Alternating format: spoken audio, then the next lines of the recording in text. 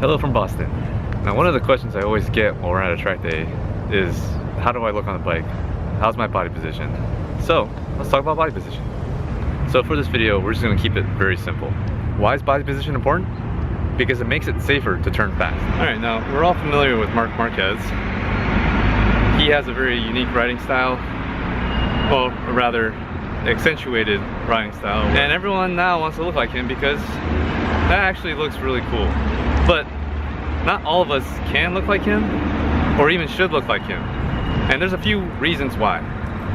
First of all, you may not have the body type to look like him. Another reason is the equipment. The position of your pegs, position of your clip-ons, all of that will affect how you could ride your bike and your position on top of the bike. And another thing is just, how comfortable in your personal preference.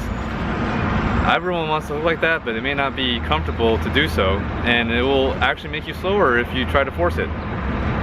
So, with that said, here is kind of like a good, in my opinion, a good way to start off getting a feel for what shifting your body to either side of the bike should feel like.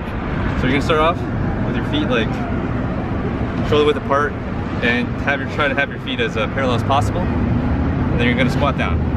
You're gonna have your hands out like you're riding a bike, and then in order to change to lean left or lean right, you're just gonna shift to one direction, shift to the other direction. So what I'm doing here is actually rotating my hips a little bit, and I'm gonna try to align my head and my center of my body over my wrist. That's pretty much it. You wanna stay on the balls of your feet while you're doing this because really hard on your heels. So give that a shot. Start out with that to get an idea before moving on to the bike. Another thing that a lot of people tend to overlook is body position while you're on the straights. It's very important too because having the wrong body position on straights only makes you slower because of drag or inefficiencies. So the one thing you want to make sure to do when you're on a straight is to make sure that your butt is scooched back as much as you can, and that your lower body is all the way down on the tank, laying on the tank, and your head is almost like your chin's almost resting on the tank itself too. One of the most important things is to relax. You always want to stay relaxed on the bike.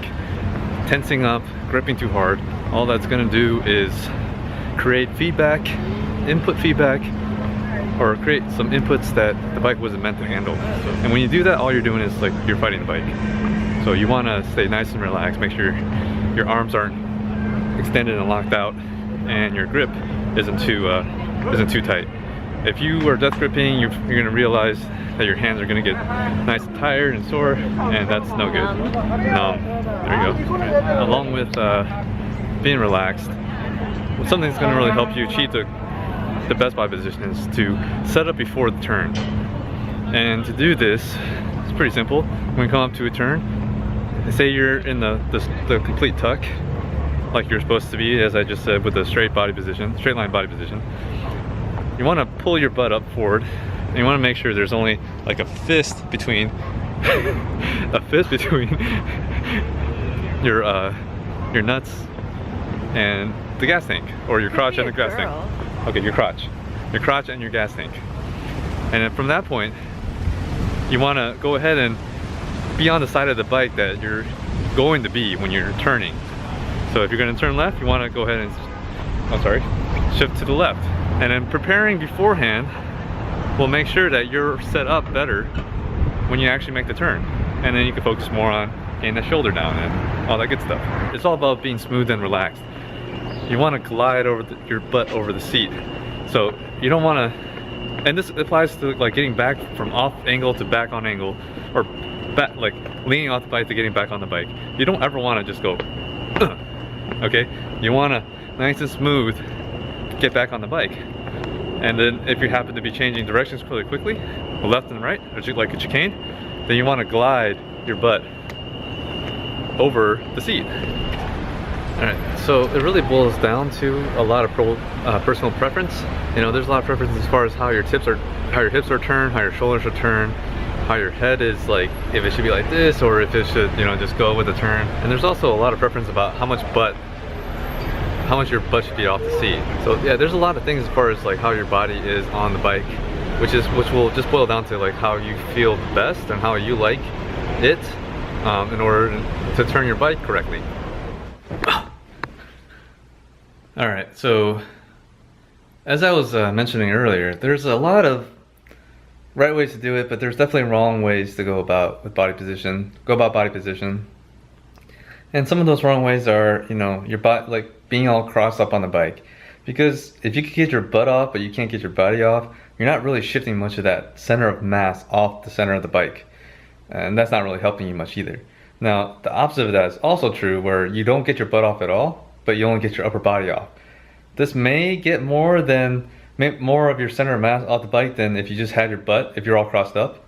But again, it's not ideal because you're not getting as much as you could or should, and it may be actually more uncomfortable.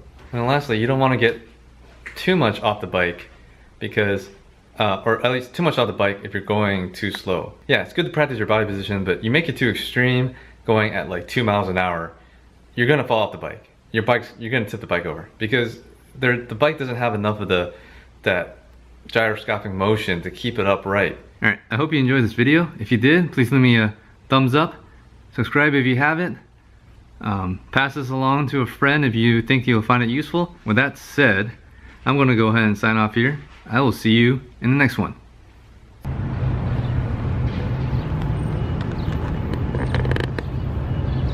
Ah!